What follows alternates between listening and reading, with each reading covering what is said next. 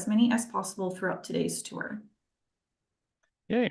Well, thank you everybody for coming and tuning in. My name's Chris. I'm out here. I'm an owner of Sungold Farm in Forest Grove, Oregon.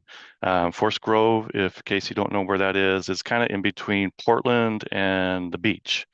We're about 30 minutes west of Portland.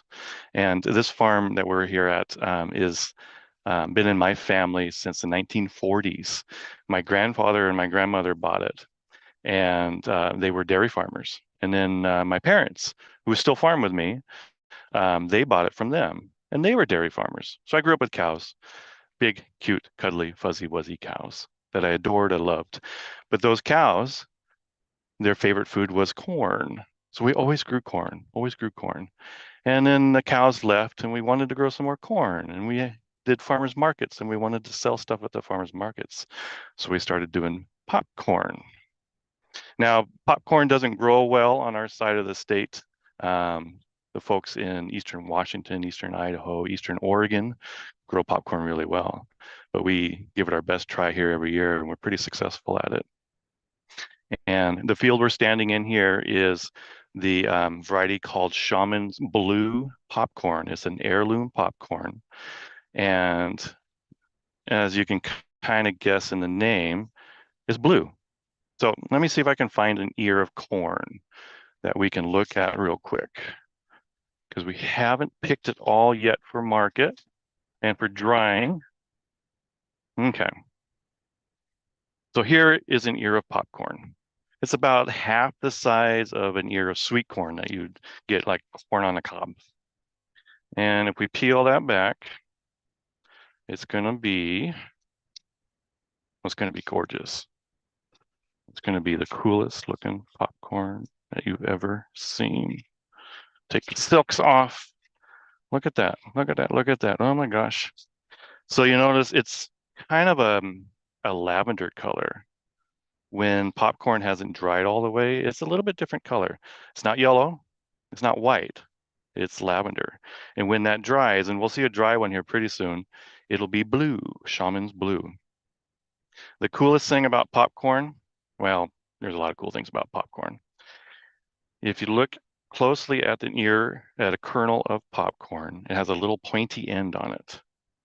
If you look closely at an ear of sweet corn or corn on the cob, it has a round end on it.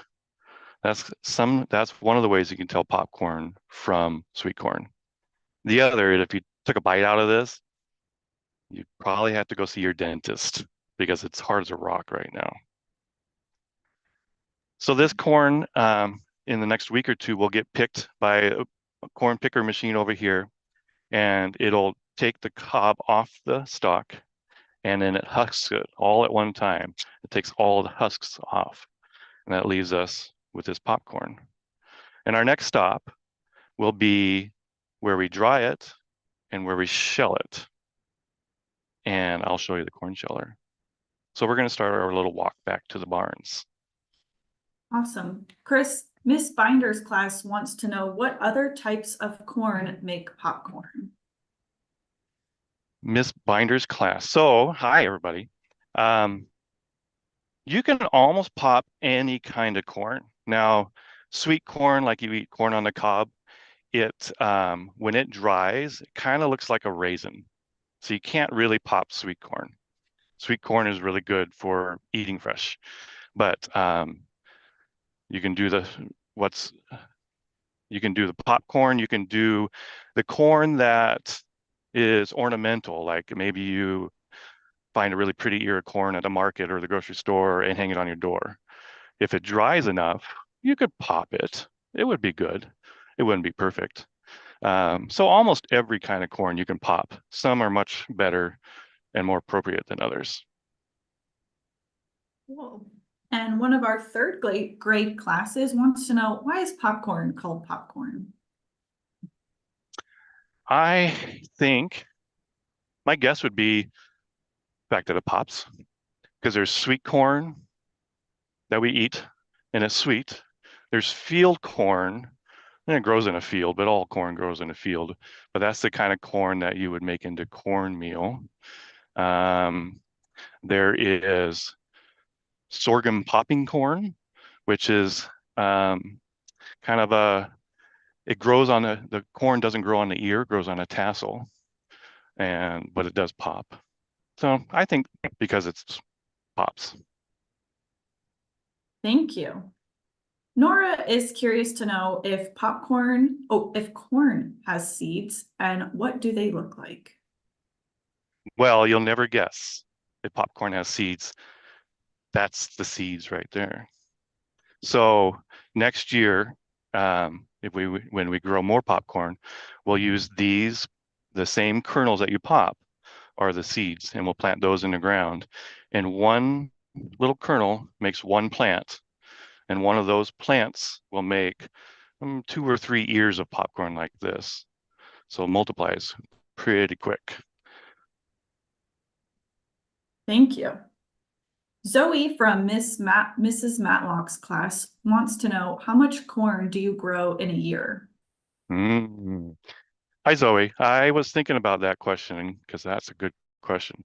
Um, we grow 6 different kinds of popcorn, and I think we grow at least a ton of each kind. So that's 6 tons, and there's 2,000 pounds in a ton. Wow, that's a lot of popcorn. That's 12,000 pounds of popcorn. But it isn't just popcorn. We also grow sweet corn on our farm, and we also grow field corn, and which is for cornmeal and such. And I got an ear like for that. I'll show you pretty soon. Um, I bet we grow 20,000 pounds of corn a year off of our little farm. That's a lot of corn. That is a lot of corn. Here's a fun question for you. When the blue popcorn pops, is it blue? Good question. We will see. We will see here real soon, as long as my mother got some popped corn while we were gone, what color it pops. And we'll leave that as a surprise. Awesome, thank you. And that was from North Albany Elementary from Mrs. Hanson's class. All right, so another question we have is from the Ruck Outdoor Community School. Is corn a monocot or a dicot? Monocob or dicob? Monocot or dicot? Monocot. You know, I'm not sure. I'm not sure what those are, to tell you the truth. That's a very scientific question. Maybe we can have the outdoor school do some research for us and let us know Yeah. what the answer is. Yeah.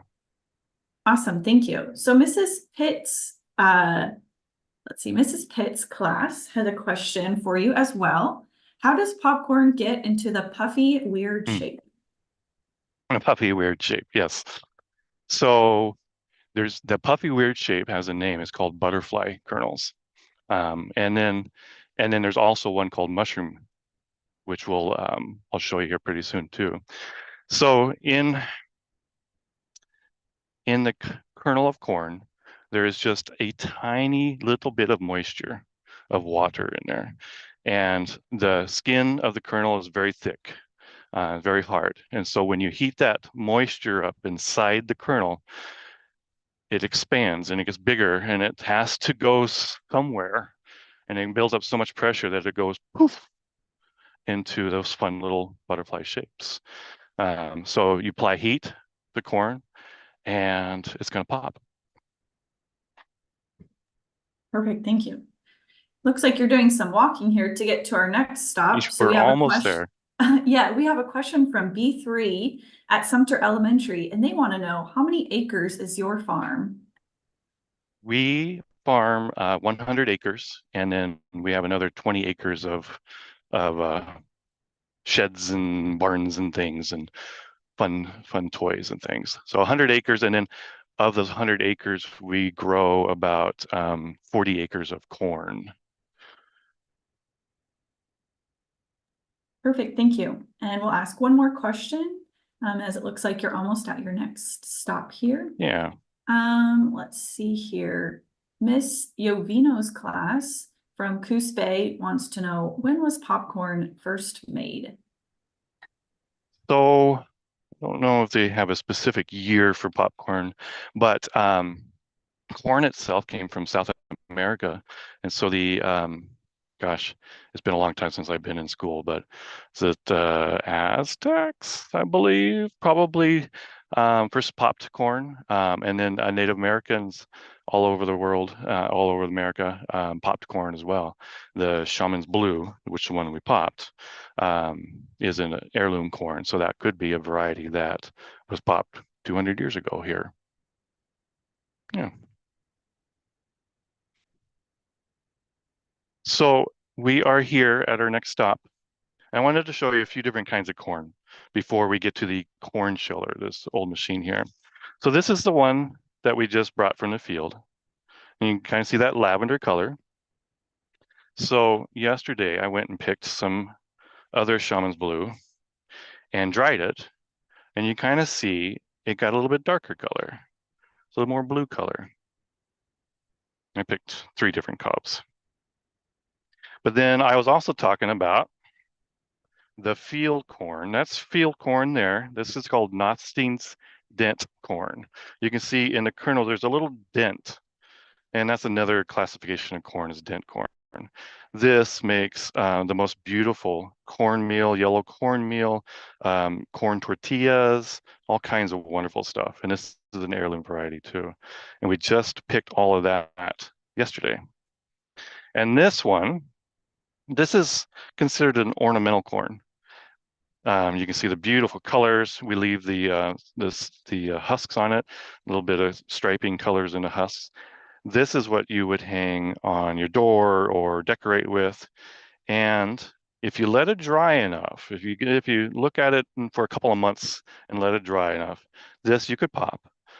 This you could also make into corn tortillas and cornmeal.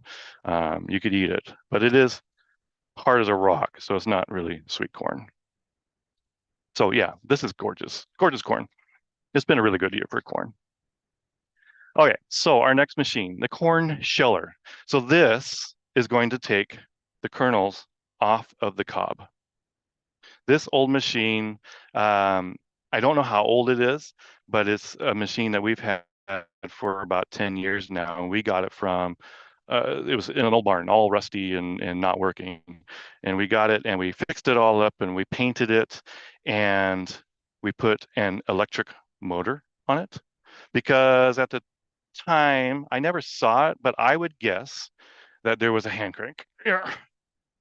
And you'll see how fast this goes and how much work somebody had to do to hand crank that all. Maybe it was hooked with a big belt to an old tractor at one time to keep it going. But nowadays we have an electric motor for it, thankfully. And maybe we can see down in here a little bit how it works before we turn it on. I'll turn it slowly. Hopefully it's not too dark. But inside there, you can see 2 wheels, big wheels moving with teeth sticking out. And those wheels are going in opposite directions on each other. And the cob goes in there and it kind of rolls around, and those teeth will take the kernels off the cob, and the kernels will come out the bottom. I forgot to get something to catch the kernels with. Yeah, we'll catch some. And then the empty cob will come out the other side. And then we also added a modern convenience, a little fan on here to kind of blow some of the stuff off that, some of the silks and some of the other stuff that comes off the cob that we don't need. Okay, I'm going to turn it on. Shouldn't be too loud. Okay, cob in the top. Can you, Anita, with a hand just right there and catch a few kernels? And an empty cob out the other side. And then Anita has a handful of Shaman's Blue popcorn. That's popcorn. We'll just do a couple more just for fun. You can see it coming out the bottom and then the empty cob over there. This is a fun machine to use because as fast as you can, you put the cobs in there as fast as you can, and then you've got popcorn. And I can show you what 150 pounds of popcorn looks like here. This is from last year's harvest. This is Shaman's Blue from last year's harvest. It's about 100 and, yeah, 50 pounds of popcorn that's waiting to be packaged and sold here on the farm and at the farmers markets. And oh, one important thing. I promised the color that Shaman's Blue pops. So blue would be a good choice. Kind of a buttery yellow color like the pop in these movie theaters. That would be a good choice. Rainbow would be really cool, but it's not rainbow. However, it could be white, could be snow white. That is Shaman's Blue popped. And you can kind of see the kernels are a little bit smaller than traditional popcorn like at a movie theater, but they are kind of butterfly shaped. You can see little wings and their little body on them. They call those butterfly. And so they're a little bit smaller, which means they're a little bit crunchier, little bit different texture than movie theater popcorn. But the flavor, it's sweeter and almost kind of a nutty flavor to it. It's quite good. I'm not going to eat any, or everybody around Oregon will hear me chewing popcorn. And then I also said we have mushroom popcorn, and it's called mushroom popcorn, but it doesn't taste like a mushroom. It kind of looks like a little button mushroom, like the little round mushrooms that you see. This is kettle corn that pop here on the farm, and this is made from mushroom popcorn that we grow here too. Now remember where the kernels on Shaman's Blue kind of a pointy end on them? Every popcorn has a pointy end is a butterfly kernel. Mushroom popcorn has a round top to it, which makes it a round kernel when it pops. And the beauty of these is when you stir it with the sugar and the salt and all the other sweet things that you put on it, there's little grooves in there that captures all of that and holds on to it, which like makes popcorn even better when you put sugar and salt on it. Any questions while we move over to the finished product where we're selling it? Yes, we've got a couple of questions here, especially about the sheller there. So this is a two-part question. Okay. And I have lost my questions here. So Oh no.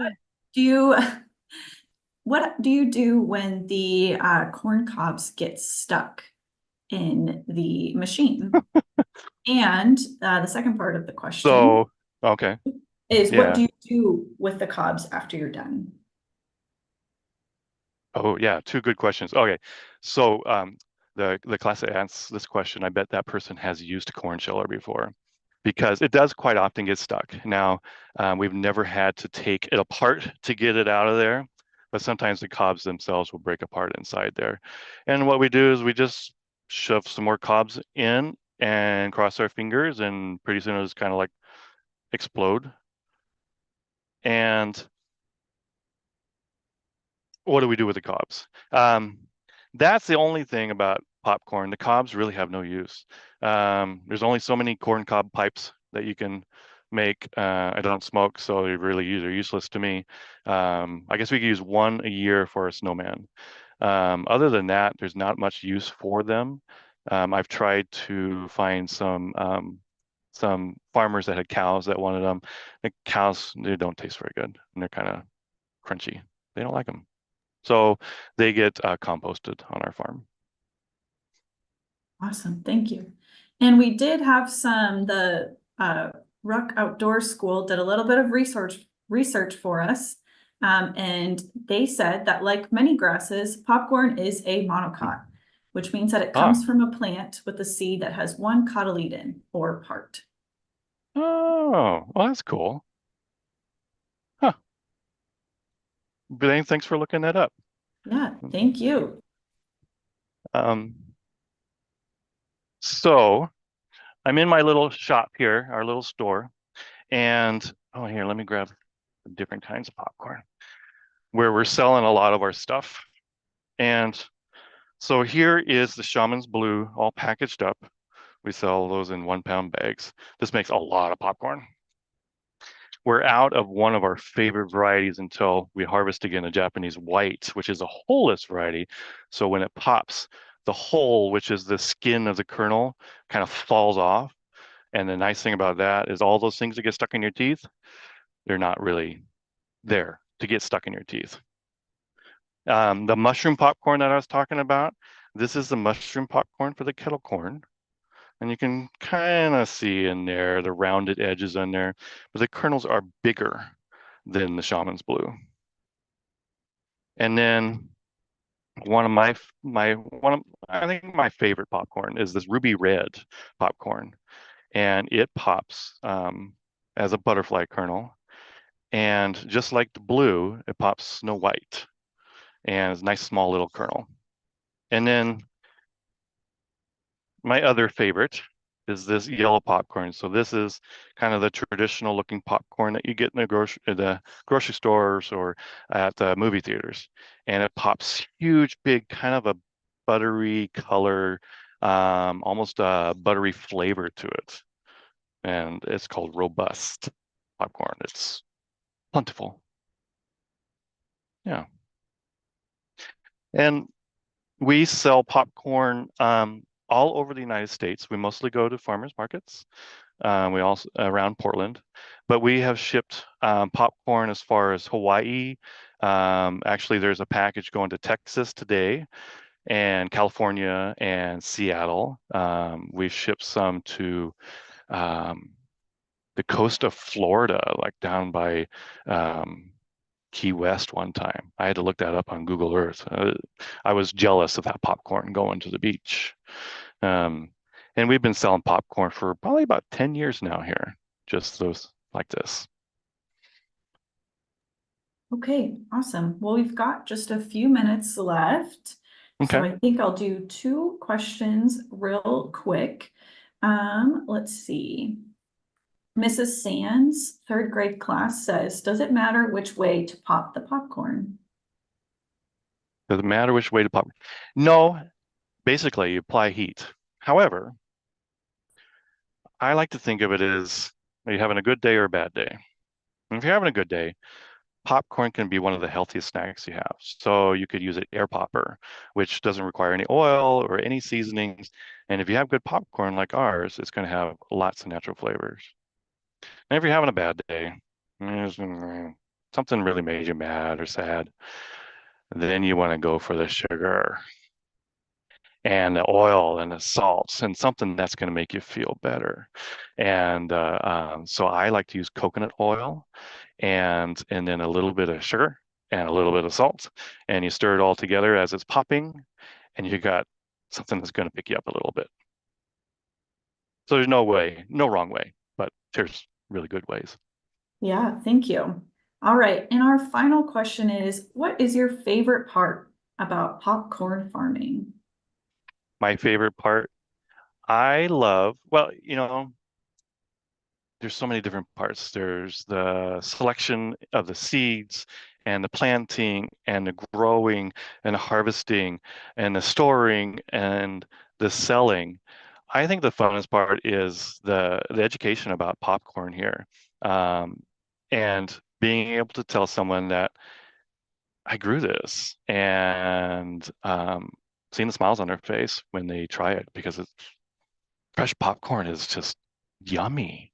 Um, and I love educating folks, young and old, about how good fresh popcorn is. Wonderful. Well, thank you so much, Chris, for taking time out of your day to talk with students about growing popcorn at Sun Gold Farm.